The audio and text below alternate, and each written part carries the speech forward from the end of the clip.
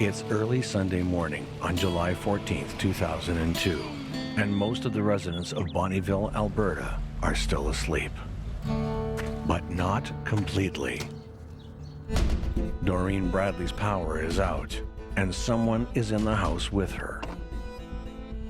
In a small town where everything is familiar, when a new vehicle pops up and is suddenly parked in the area, you tend to notice that.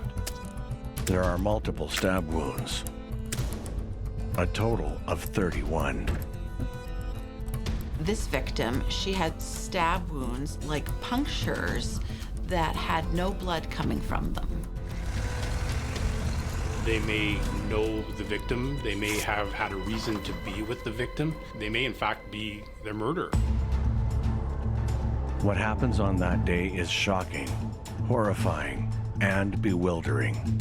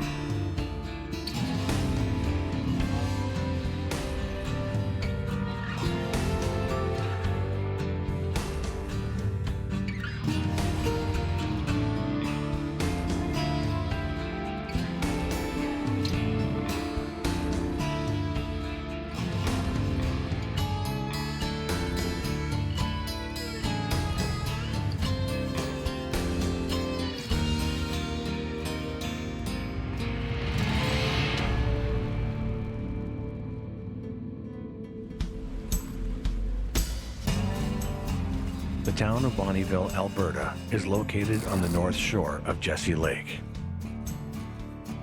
The lake is an important staging area for thousands of migrating birds, attracting bird watchers from around the world. Much of the local economy is driven by this tourist activity, along with local oil and gas developments. The community thrives as a hub for agriculture, with many farmers and ranchers visiting daily. If you follow Highway 55 approximately 29 kilometers northwest of Bonnyville, you'll come to the tiny hamlet of Iron River.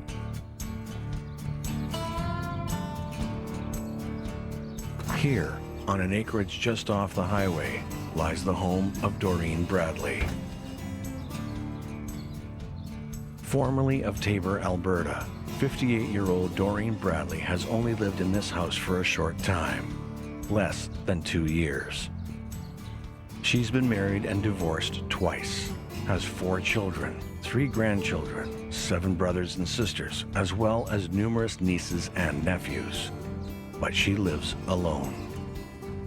Doreen is in the process of selling this property and plans to move into Bonnyville, where she'll be closer to work. But for the time being, she still resides in this isolated house, 40 kilometers away.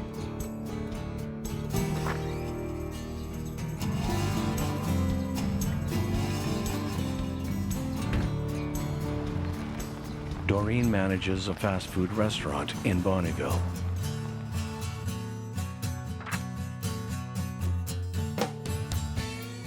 A good manager needs to be good with people. Knowing how to get results from employees while still treating them with kindness and respect is a recipe for success. Knowing how to deal with the public, some of whom will be angry or unreasonable, is another invaluable skill for a restaurant manager. It can make the difference between struggling to find a place in the market and having a loyal following of lifelong customers. It takes hard work and dedication to build a successful business, and Doreen's restaurant is definitely a success. It's been a fixture in Bonnyville for many years. A lot of people like to start their day with a cup of coffee and a bite to eat. As a result, some fast food restaurants open quite early to accommodate them. This one begins serving people at 5:30 a.m. As the manager of a place like this, Doreen would likely have to be there even earlier to get things ready.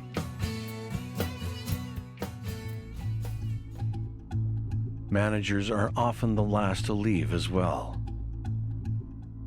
This can make for a long workday.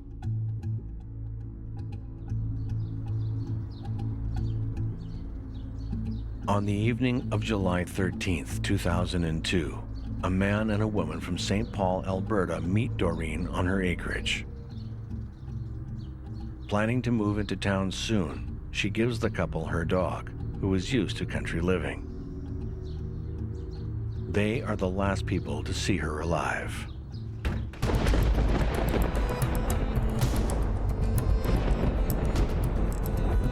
Sometime during the night, there's a storm that knocks out all of the electricity in Doreen's home. Concerned, she wonders if her restaurant has been affected. At 4:50 a.m. on July 14th, 2002, she calls an employee to find out.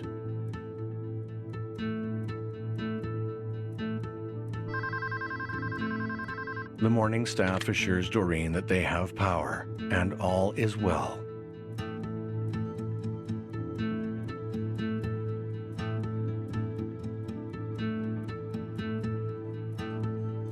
After describing the power failure to her employee, Doreen says something that suggests she's not alone.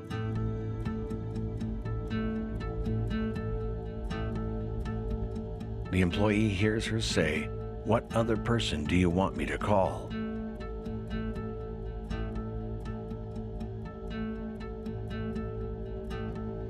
This question is not directed at the employee, and in fact seems to be said as Doreen hangs up the phone.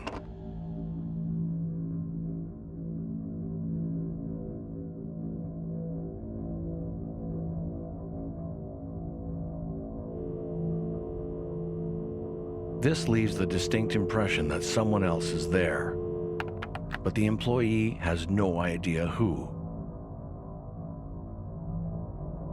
Since Doreen's divorce, she's enjoying dating again. Perhaps she's seeing someone new.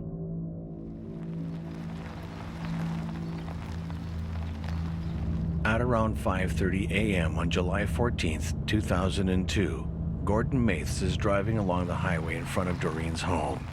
It's so early that the highway is practically deserted. It's not uncommon for people to drive almost on autopilot, especially when, they're driving in a fairly quiet area, the road is very straight. You often think back and don't even remember the last stretch of the road that you were driving on until something happens. And then suddenly that moment sticks in your brain and it doesn't go away. Gordon's vehicle is cut off by a black truck speeding out of Doreen's driveway. The truck proceeds to drive erratically on the wrong side of the highway. As the truck cuts him off, Gordon manages to get a look at the driver. Gordon later describes the truck driver as a middle-aged man with shoulder-length dark hair. When someone nearly runs you off the road, you tend to remember it. He has no idea who the man is, and he's never seen the truck before, but it definitely came out of Doreen Bradley's driveway.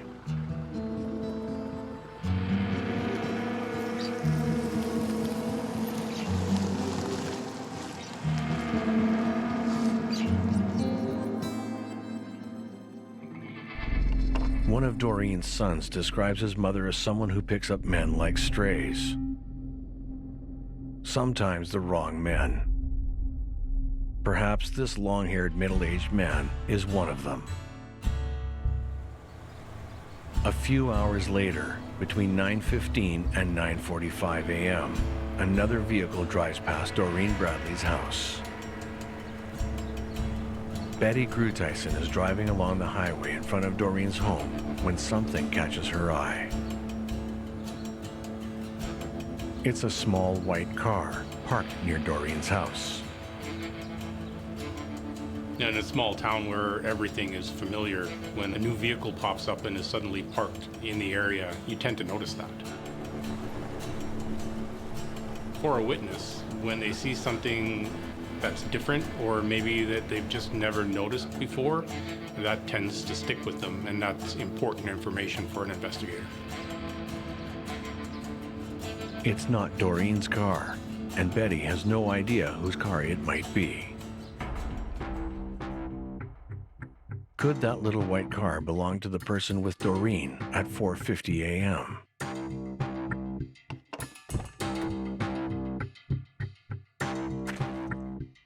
It's 4 hours later.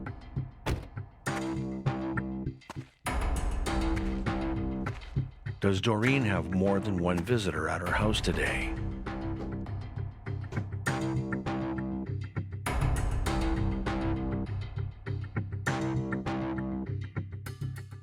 Doreen doesn't show up for work all day. Her employees call her several times, but there's no answer.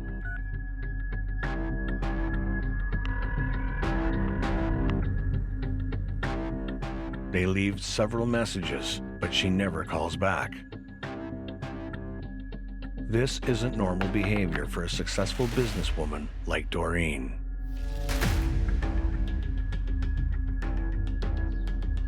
Something unusual is going on in this quiet, idyllic place today.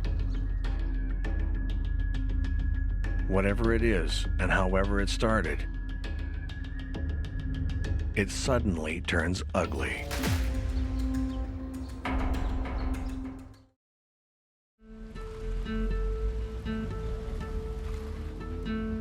The town of Bonnyville, Alberta, is located on the north shore of Jessie Lake.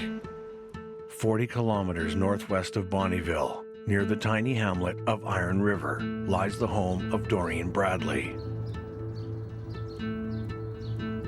And it's here, in this idyllic locale, on the day of Sunday, July 14th, 2002, that something unimaginable occurs.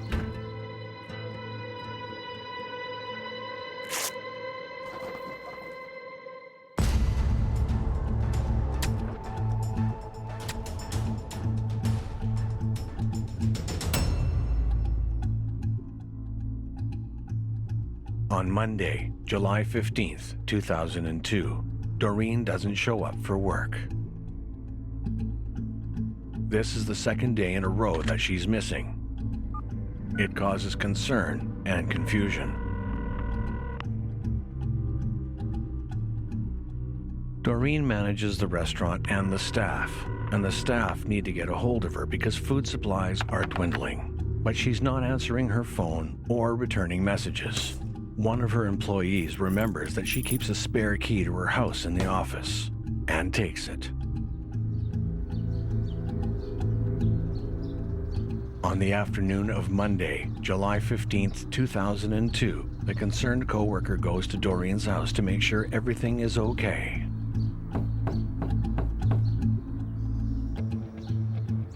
There's no answer at the door, so the coworker goes inside.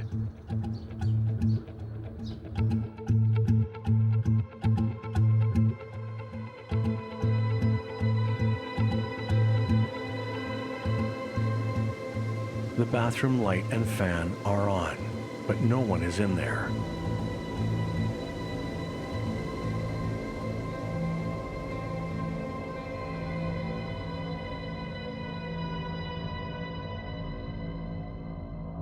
She finds Doreen on the living room floor, lying on her back, eyes open.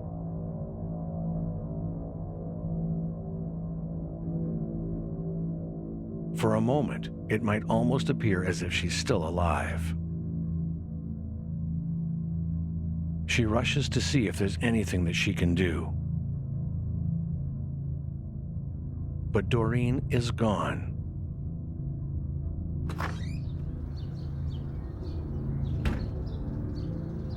Horrified, the employee runs out of the house to retrieve her cell phone from inside her vehicle.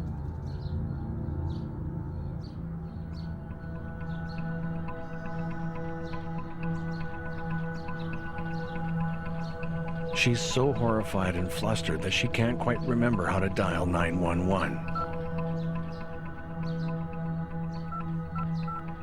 She finally gets through, but finds that she can't quite remember where she is. For a witness who's seen something traumatic, really all you can do is try to calm them down because they're in shock, essentially. You need to get them to the point where they can start to remember facts and images so that they can give you a proper account of what they saw. Eventually, the employee manages to direct police to Doreen's home.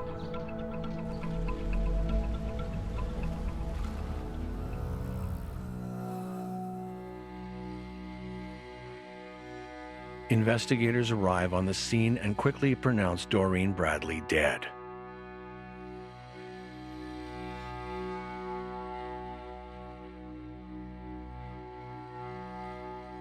There's no sign of forced entry and no real sign of a struggle.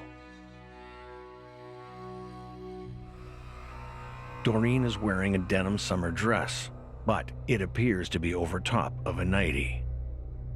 In particular types of homicides, it's not uncommon for the perpetrator or the assailant to reposition their victim's body or perhaps redress the victim's body.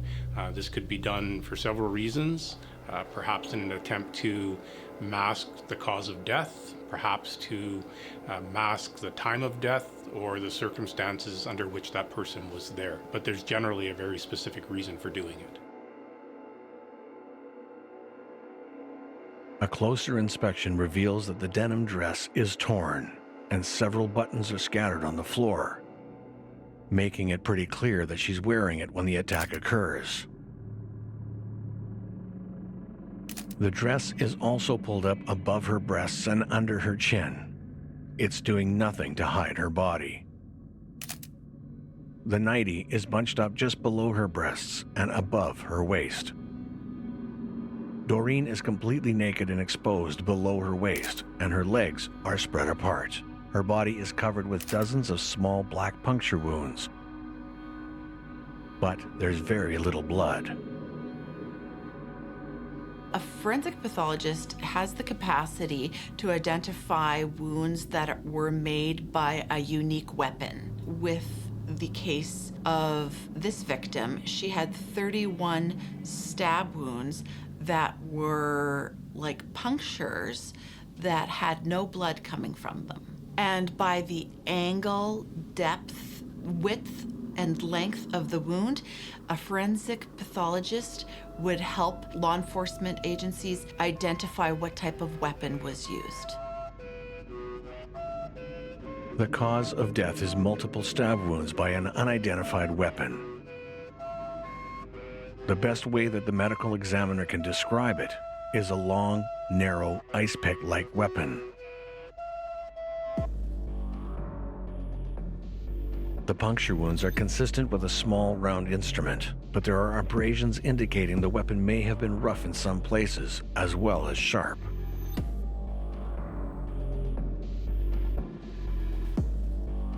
Nothing that could be the murder weapon is found in or around the house. In fact, investigators find nothing at the scene that can identify possible suspects. During an autopsy, a forensic pathologist would be obtaining semen fluid or samples from a vaginal cavity to test for DNA of a suspect. Was this normal sexual activity in an individual, or was this a crime of passion and she was sexually assaulted? The medical examiner collects fluid samples from Doreen and analyzes them for DNA. Each sample contains DNA from the same unidentified male. The examiner labels this person A. It's unclear whether A is the murderer or simply a sexual partner from before the murder. Well, anyone who's with the victim of a homicide just prior to that homicide would be of importance as far as the investigation goes. They may know the victim. They may have had a reason to be with the victim. They may in fact be their murderer. It would be important to establish why they were with the victim of the homicide in the first place. Did they have a reason to be with that person? There's no DNA on file that matches the samples from unknown male A. DNA has become a vital tool in solving many types of crimes, particularly homicides and sexual assaults. But DNA presence in and of itself isn't always proof that a crime took place. One would have to be able to match the DNA located at the crime scene to a suspect. If that suspect doesn't have a DNA profile on the system, there's nothing to match it to, and we would have to wait until such time as we could find the suspect's DNA. Investigators interview witnesses who describe two different vehicles that they saw on Doreen's property around the time of the murder.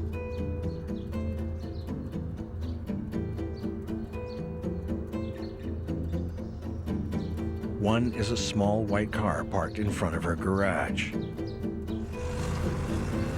The other is a black welding truck. The driver of the truck is described as a middle-aged man with shoulder-length, dark hair. Investigators attempt to locate the vehicles and the long-haired man, but are unsuccessful.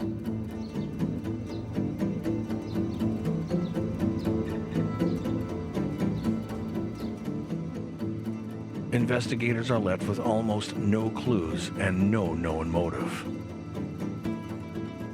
Often when investigations hit, a virtual roadblock, the investigators need to come up with different ways of obtaining evidence. They need to be creative and think outside the box, if you will. It doesn't always work, but sometimes a little creativity can generate a lot of information. Investigators have a DNA sample from unknown male A. They need to match it to someone with a real name. In order to do that, they need more samples of DNA from people who know Doreen, or who live or work in the area.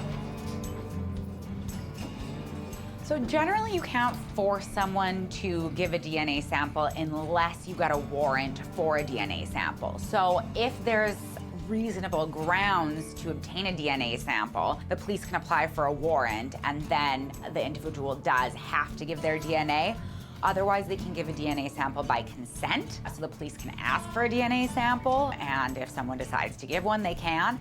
It's also possible that the police can try to obtain DNA from a suspect using kind of a sneaky method. For example, taking a cigarette butt out of the garbage, but then that evidence would be subject to the Charter of Rights and Freedoms and could potentially be excluded depending on the way the police went about in obtaining it.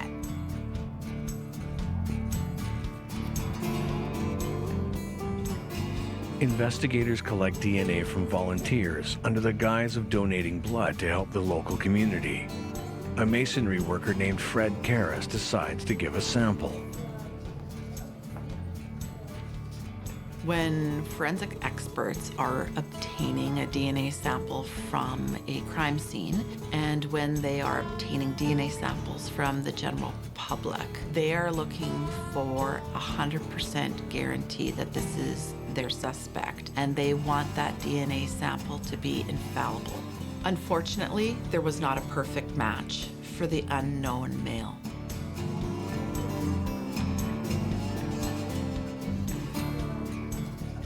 Two of the samples, however, have an unusual number of similarities to the sample from A.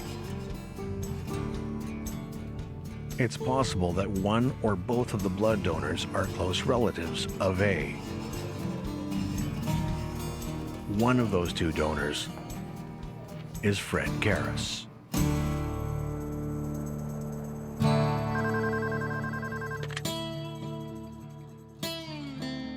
Investigators attempt to obtain voluntary blood samples from all of the close male family members of Fred Caris and the other man.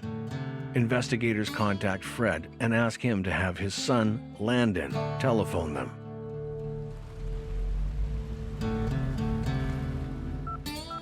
A while later, Landon Caris calls, and investigators ask him to come by the station to talk about the homicide of Doreen Bradley. Landon agrees.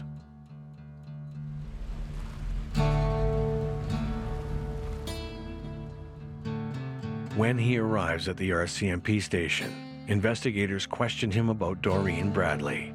He says he barely knows her, and only because his mother used to work with her 6 or 7 years ago. Investigators ask for his whereabouts on the days around the murder. Landon doesn't recall much about Friday or Saturday, but on Sunday, the actual day of the murder, he remembers going to the lake around 2 p.m. He confirms that he lives in the same rural area as Doreen. He also admits to being inside her house 2 years ago, before she moved in. He's there to help someone else move out. Investigators want a sample of Landon's DNA to compare it to the fluid samples found at the scene. He's reluctant because he expects his DNA may still be in the house from 2 years ago. He also feels like he's being accused of something, and he doesn't like that. Landon alludes to the fact that he's been in a lot of trouble recently, and that he's kind of uptight about all this. Without a warrant, police need a suspect's consent to collect a DNA sample. If a suspect consents to provide DNA, they may be charged with an offense. It's just like admitting that they committed a crime. If they were to do that without consulting a lawyer, that's essentially on the suspect. Now, if they indicated they wanted to consult a lawyer and the police didn't give them that ability, then there is a potential for that DNA to not be accepted as evidence by the courts. And any information obtained from that DNA or any charges resulting from it would ultimately be thrown out. Investigators tell Landon that the blood sample he gives will only be analyzed in association with the murder of Doreen Bradley and nothing else. And once they're done with it, it'll be discarded. Landon says no, insisting that only if it becomes absolutely necessary will he provide a DNA sample. Investigators assure him that it will come to that eventually. So he finally agrees to go ahead and comply.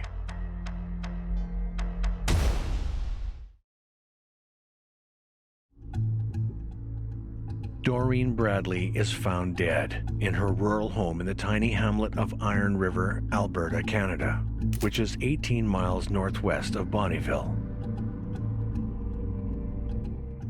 31 stab wounds mar Doreen's body. The medical examiner finds a small amount of fluid from an unknown male, labeled as A. Men from the local community donate blood so investigators can look for a match. The results are in, and Fred Caris's blood reveals a partial match, leading investigators to seek samples from all of Fred's male relatives, including his son, Landon. Landon is strangely unwilling at first. Other members of his family are much more cooperative, including his father and 2 uncles. Landon finally agrees when he's told it will eventually become mandatory. Living in the rural area near Iron River, Landon is romantically involved with a woman who, like him, is in her 20s. But all is not as it seems. She's already in a common-law relationship with children. Because of the affair, Landon gets into several altercations with his lover's common-law husband that end up in charges being laid, along with a probation order to stay away from the woman.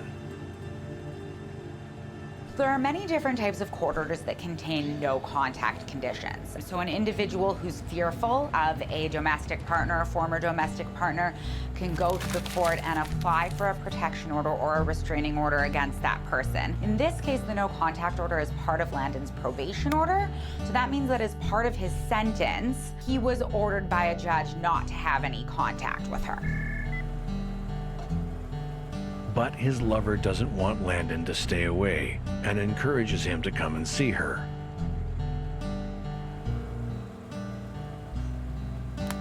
He still loves her too and wants to be with her.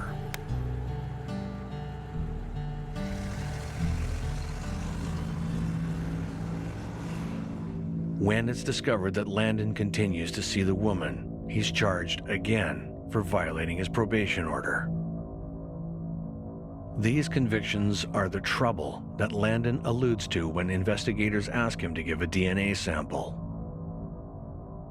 Certainly police deal with many people involved in criminal activities, and the fact that somebody has a criminal record indicates that they have had contact with the police in the past. A criminal record for one particular crime does not mean necessarily that that person is capable or has automatically committed a different type of crime. It also doesn't mean that they've committed the same type of crime. It is an indication of past behavior, can also be an indicator of continued behavior or a pattern of behavior, but a criminal record in and of itself is not evidence. It certainly gives investigators a direction to go in terms of interrogating a suspect or considering who might be a suspect. He doesn't recall much about Friday or Saturday, the 12th and 13th of July.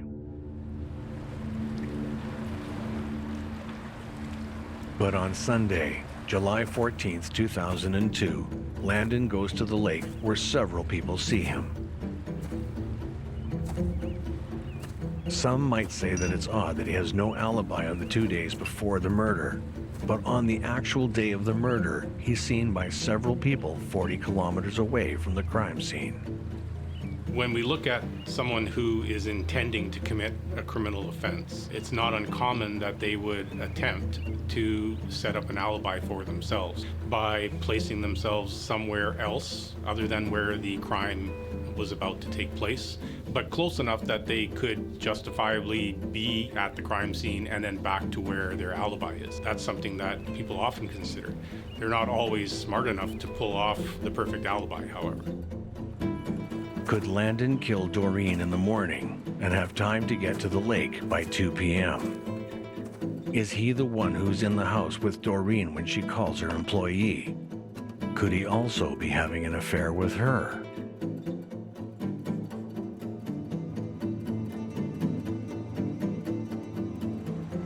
Friends say that Landon is totally in love with his married girlfriend, who is in her 20s.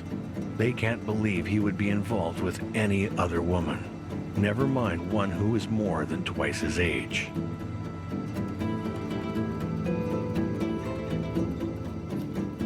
Landon's blood sample is examined by a DNA analyst, who advises police that it is an exact match to the DNA extracted from Doreen's body.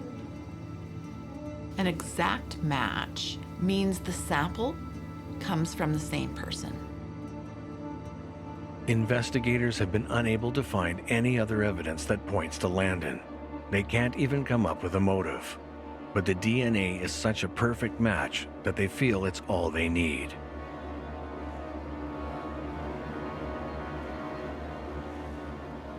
On October 18th, 2002, police charged Landon with first-degree murder of Doreen Bradley.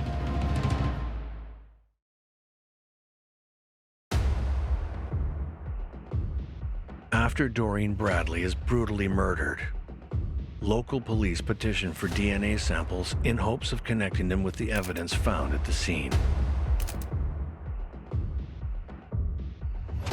After they discover that Landon Caris is a perfect DNA match for the evidence found on victim Doreen Bradley, police arrest and charge him with first-degree murder. October 18th, 2002, Now in custody, investigators questioned Landon for 7.5 hours over 2 days. He denies any involvement with Doreen's death. He also repeatedly asks that a second sample of his blood be taken for DNA comparison. It's not common for a suspect to offer the DNA sample to police. More often than not, they're trying to prevent their DNA from being obtained. Investigators decide to not accept a second voluntary sample, but instead apply to a provincial judge to get a warrant. On October 24th, 2002, a DNA warrant is issued by a provincial court judge. Investigators take a second blood sample from Landon Caris. Much like the first one, the second DNA sample is a perfect match for the DNA found inside Doreen Bradley. On Tuesday, September 27, 2005, the murder trial of Landon Caris begins. The prosecution paints a picture of Landon intentionally killing Doreen Bradley in a violent sexual assault.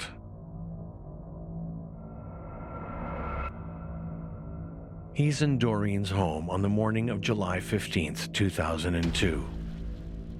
It's unclear whether Doreen knows he's there or if it's a surprise to her. The pathologist testifies that it's obvious that Doreen's denim dress is violently grabbed, causing 7 buttons to be ripped off.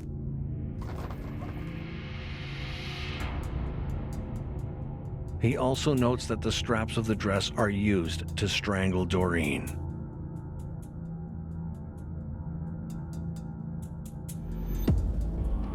At some point, there's an injury to the back of her head. This injury may have caused unconsciousness, but the pathologist is unable to say for sure. Judging from the torn dress, the position of the nightie and dress, the fact that she's naked and exposed, and that her legs are spread, it seems clear that Landon sexually assaults Doreen. His seminal fluid is later found inside Doreen, so sexual intercourse is definite.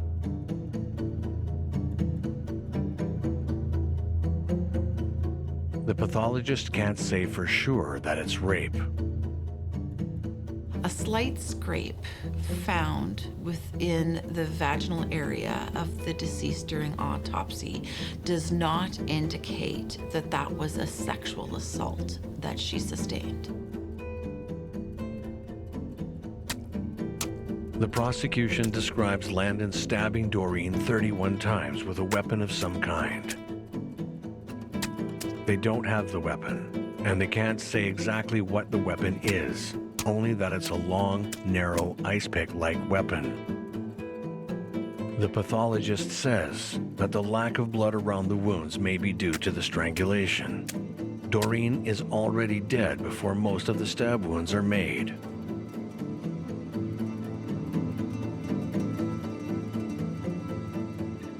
The defense claims that Landon is nowhere near her house when Doreen is murdered. A witness testifies that around the time of the murder, she sees Landon at the Fork Lake campground, which is about 40 kilometers away.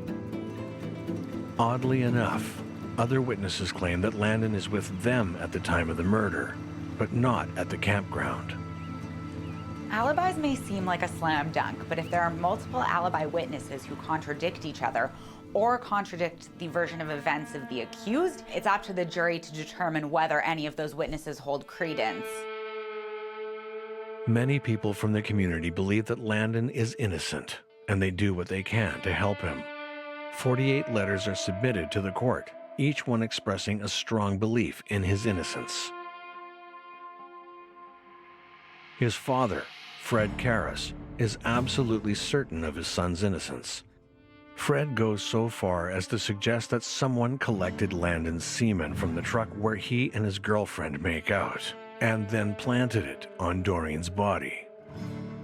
Many of Landon's supporters point out that he's almost completely bald, and what little hair he has is short and blonde. He looks nothing like the middle-aged man with long, shoulder-length dark hair fleeing the scene. Never mind the fact that the middle-aged man is driving a black welding truck. And Landon drives a burnt orange pickup truck.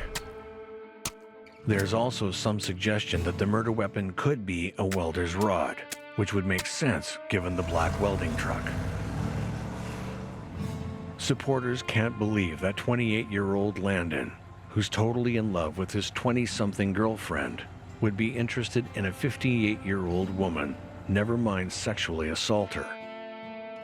The defense stresses the fact that the prosecution has not provided a murder weapon, fingerprints, witnesses who can place Landon at the scene, or even a motive. Their case is relying solely on the fact that his DNA is a match for the DNA found inside Doreen. In closing, the prosecution points out that the odds of a random male having the same DNA profile as a crime scene sample are 1 in 5.6 trillion. DNA evidence can be a very powerful tool, and it's seen as very persuasive by juries because it's based in science. The defense suggests that Landon could have had a sexual fling with Doreen long before the murder. His DNA could have remained for up to 3 weeks. The defense also points at other suspects who might be guilty, such as the long-haired man in the truck that was never found. The prosecution urges the jury not to be fooled by red herrings. It might be tempting to blame this on the mysterious man in the truck, but it's a red herring. It doesn't explain Landon's DNA. Both sides rest, and the jury retires to deliberate. According to witnesses, while waiting for the jury to come back, the prosecutor admits that he doesn't think Landon will be found guilty because there isn't enough evidence. On November 10th, 2005, after 2 days of deliberation, the jury finds Landon Caris guilty of first-degree murder. Witnesses say that the prosecutor is visibly surprised by the verdict, and he tells the judge that he didn't expect it.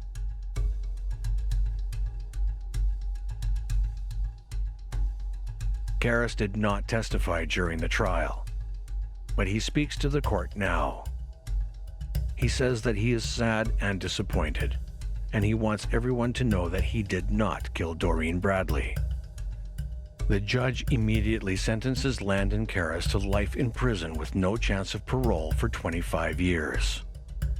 In Canada, first-degree murder carries an automatic life sentence without the possibility of parole for 25 years.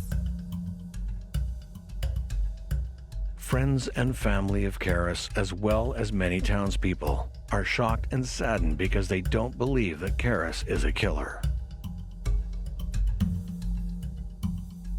In November 2007, Alberta's highest court dismisses an appeal to grant Caris a new trial. They say that the presence of his DNA inside the victim's body has never been sufficiently explained by Caris. Caris tries again, but on March 27, 2008, the Supreme Court of Canada refuses to hear his appeal. They do not give a reason for their decision. For the tiny community of Iron River and the town of Bonnyville, life slowly returns to normal. Some take comfort in the knowledge that a murderer has been locked up and that a victim has been given justice. Others will always question what really happened on that day in July of 2002. The entire truth may never be known.